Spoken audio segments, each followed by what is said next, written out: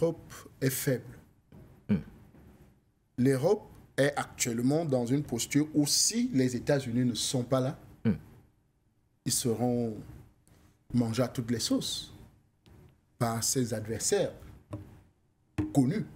Et donc, ils sont obligés d'être au pas, n'est-ce pas, des États-Unis, d'être sous la protection états-unienne, d'être sous le commandement de Donald Trump. Parce qu'aujourd'hui, quand nous regardons la situation en Europe, l'Espagne peut faire quoi? Quand vous regardez l'Espagne peut faire quoi? Tous ces pays-là que nous pouvons citer là, ils peuvent faire quoi? La France peut faire quoi?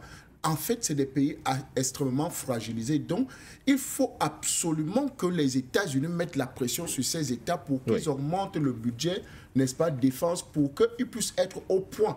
Parce qu'avec l'échec, n'est-ce pas, que la Russie les a infligés en Ukraine, vous voyez que l'OTAN se retrouve obligé, n'est-ce pas, de renforcer ou bien davantage, n'est-ce pas, de doser le matériel et les finances pour justement se constituer une armée, se constituer un armement, se constituer une force européenne ou bien ce bloc, n'est-ce pas, transatlantique pour justement faire face aux défis qui seront les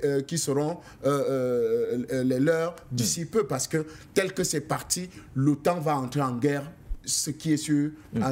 Bon, quand on dit l'OTAN, dès que les États-Unis sont dans une guerre, c'est l'OTAN qui est dedans. Point. Le reste là, ils ne vont que suivre. Donc, parce que pour vous, c'est un scénario potentiellement dangereux qui se dessine une fois de plus. Dangereux même, hyper dangereux. C'est une préparation véritable à un affrontement de haute intensité, comme Ibrahim Traoré aime bien souvent le dire. N'est-ce pas, le capitaine Ibrahim Traoré aime bien souvent le dire.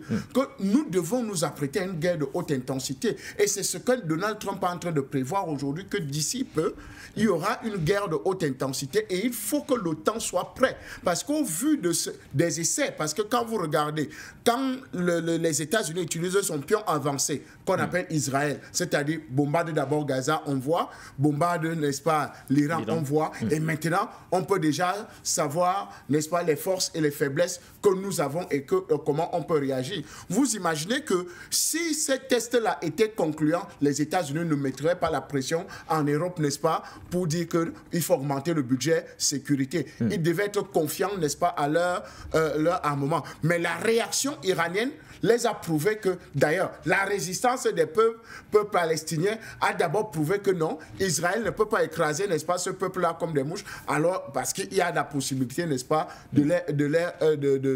d'avoir une riposte franche. C'est la même chose avec l'Iran. Donc, vous comprenez qu'aujourd'hui, il faut mettre de la pression, n'est-ce pas, à ces pays européens, et c'est eux qui sont en insécurité, hein, parce qu'il faut le dire, c'est l'Europe qui est en insécurité, parce que les États-Unis, eux, ils peuvent se défendre. Mais comme ils sont dans une alliance, il faut obliger, n'est-ce pas, les membres de cette alliance-là de s'adapter, n'est-ce pas, au nouveau fonctionnement du monde qui est en train de vouloir basculer parce que le monde unipolaire est en train de disparaître pour former maintenant un monde multipolaire où l'Iran sort la tête de l'eau, ou bien des pays qu'on ne s'attendait pas sortent la tête de l'eau, où il y a des réactions, n'est-ce pas, promptes, n'est-ce pas, qui atteignent tête, n'est-ce pas, à des pays comme les États-Unis ou bien Israël et peut-être toute l'Europe. Merci à vous.